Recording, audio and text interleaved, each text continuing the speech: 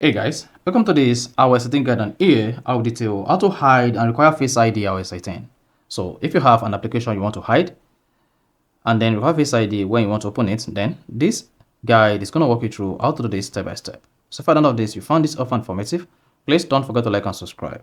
Now to hide and require Face ID iOS 18, all you just need to do is locate the application you want to hide and then require Face ID to open. So in this case, let's say I want to hide the Photos app on my iPhone and then require Face ID.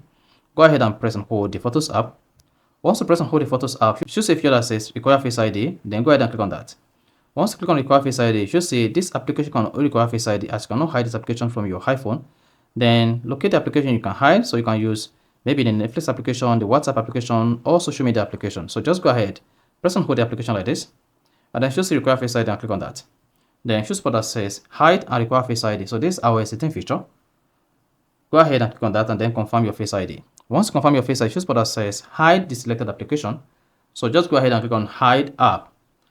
And then mark you once this application is hidden, no notifications, calls, or alert will be received on the application until the application is unhidden. So go ahead and tap hide app.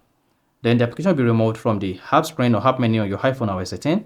Now to see the hide and require Face ID app iOS 18, you just need to just come to the help library and then scroll down. You should see hidden, click on hidden. Confirm your Face ID, then you should see the application you hide on your iPhone. So that is basically how to use hide and require Face ID iOS 18. So if you found this offer informative, please don't forget to like and then subscribe.